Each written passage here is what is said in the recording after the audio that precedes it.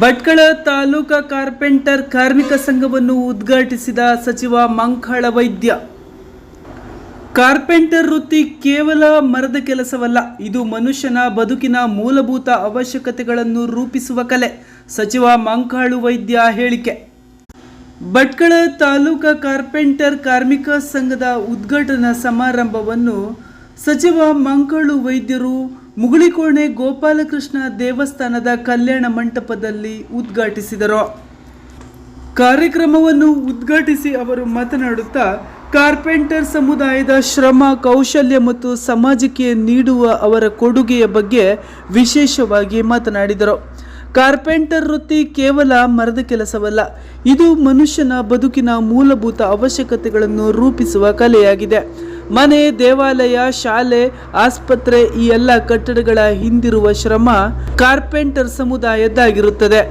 ನಮ್ಮ ಸರ್ಕಾರ ಕಾರ್ಮಿಕ ಕ್ಷೇಮಾಭಿವೃದ್ಧಿ ಆದ್ಯತೆ ನೀಡುತ್ತಿದ್ದು, ವೃತ್ತಿಪರ ತರಬೇತಿ, ಭದ್ರತೆ ಮತ್ತು ಯೋಜನೆಗಳ ಲಾಭವನ್ನು ಪ್ರತಿಯೊಬ್ಬ ಕಾರ್ಮಿಕನಿಗೂ ತಲುಪುವಂತೆ ಹಾಗೆ ತಲುಪಿಸುವಂತೆ ಬದ್ಧವಾಗಿದೆ.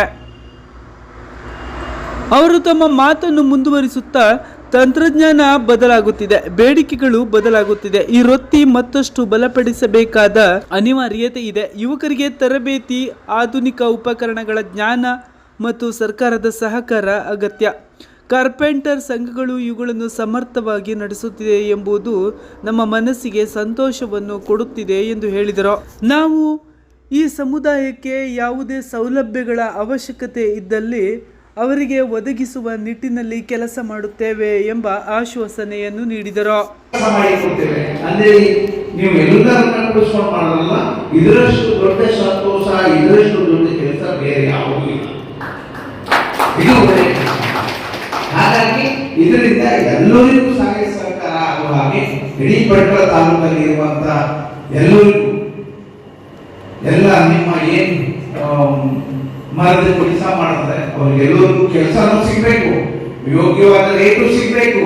ಬೇರೆ ರಾಜ್ಯದವರು ಬಂದಾಗ ಅವರಿಗೆ ಆ ಕೆಲಸ ಯಾರು ಕೊಡಾರ ಅವರ ಹೋಗಿ ಪ್ರೀತಿಯಿಂದ ಹೇಳ್ಬೇಕು, ನೀವು ಕೆಲಸ ಕೊಡಿ, ನಾವು ಕೆಲಸ ಮಾಡ್ತೇವೆ, ನೀವು ಯಾವುದೇ ಡಿಸೈನ್ ಕೊಡಿ, ನಾವು ಮಾಡ್ತೇವೆ, ನಾವು ಸಂಪಾದಿಸ್ತೇವೆ.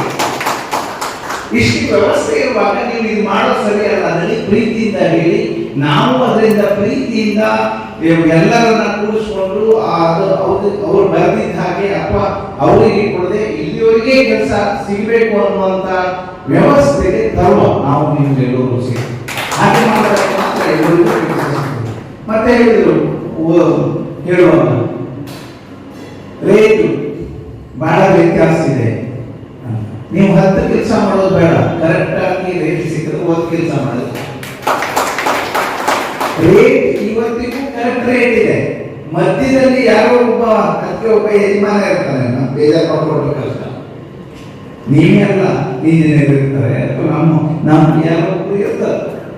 ರೇಟ್ ಅದೇ ರೇಟ್ ಅವ್ರ ಹತ್ರ ತಗೊಳ್ತಾರೆ, ನಿಮ್ಮಲ್ಲಿ ಕಾಂಪಿಟೇಷನ್ ಮಾಡ್ಕೊಂಡು ಅವರು ದುಡ್ಡು ಮಾಡ್ಕೊಂಡು ಹೋಗ್ತಾರೆ.